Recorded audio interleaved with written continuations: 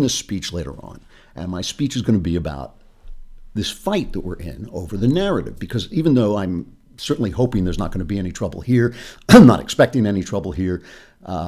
But you're following what's happening to Ann Coulter in Berkeley. She may pull out of the speech she was going to give. She said she was going to give it in public, and the police basically just said, we're not going to protect you from these fascists who call themselves anti-fascists, but are fascists who are shutting down the speech. And it's really, it's gotten to be absurd because it's happening to all my friends. Heather McDonald, Charles Murray is the one I don't know, and obviously it's happening to Ben Shapiro. We at the Daily Wire could understand why anybody would chase Shapiro out of town, but that's just personal. I think he should be allowed to say what he has to say. But the thing that is really disturbing to me is not that a bunch of punk kids or even a bunch of outside agitators are going into these places and shutting down free speech. What is really disturbing is that now the mainstream left is trying to legitimize this idea that you can censor speech, that the First Amendment doesn't cover speech that they happen to disagree with. And of course, they call it hate speech because they live in this very convenient world where everything that they disagree with is hate. They are the bastions of love. You can always tell the bastion of love because he's wearing a balaclava mask and hitting you with a club. That's how you can tell the real lovers of the world. And they think that everything that they disagree with is hate. So now they have this new meme they're sending out that hate speech is not free speech. Hate speech is not covered by the First Amendment, which is totally untrue, but it's coming from very high-level sources. So Howard Dean, the former DNC chair, former governor of Maine, tweets out hate speech is not free speech. Hate speech like Ann Coulter, that's who he's referring to, can be censored. And here he is explaining his completely ridiculous reasoning. So there's several things to think about. One, the United States has the most far-reaching protections on speech of any country in the world. Mm-hmm. Two, it's not absolute.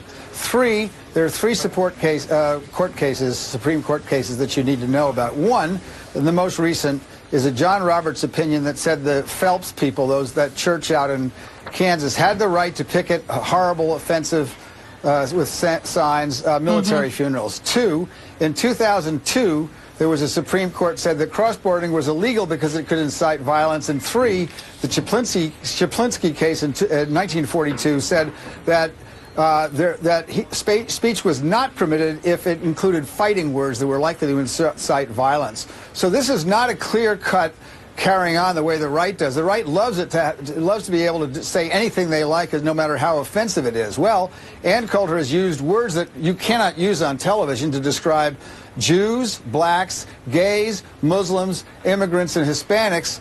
I think there's a case to be made that invokes the Chaplinsky decision, which is fighting words likely to incite violence, and I think Berkeley is within its rights to make the decision that it puts their campus in danger if they have her there.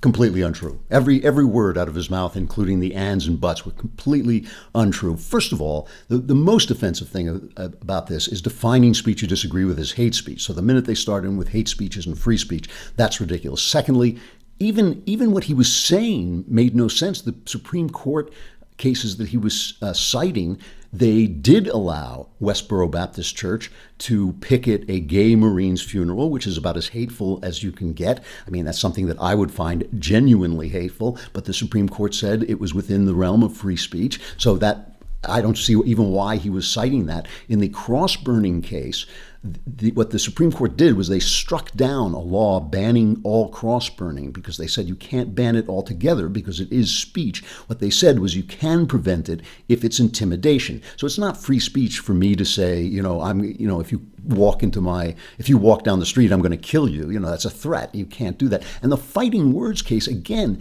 that has been limited to essentially to threats or the kind of thing that I might shout directly into your face, which would be almost disturbing the peace or something like that. It has nothing to do with the political opinions of people like Ann Coulter. So every word that he said was completely untrue. Now, there's some people on the left, Bernie Sanders has been standing up for free speech, which is good to hear. Bill Maher, here's Bill Maher talking about the Berkeley thing.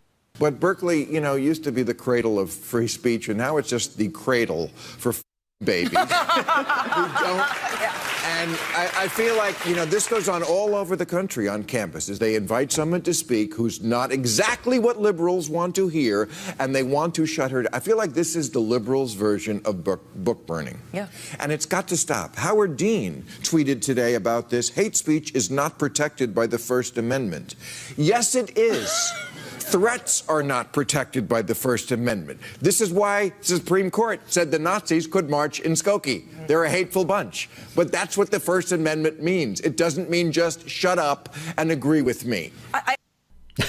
Yeah, well, Maher, I've always respected him for this. He's always had Ann Coulter on his show. We always used to have Andrew Breitbart on his show. He's a guy who actually does appreciate free speech and stand up for it all the time, and that's great. If you listen to Elizabeth Warren, on the other hand, she sort of free speech is the cornerstone of everything we hold dear. It is the American way. It is the thing that makes America America. Free speech.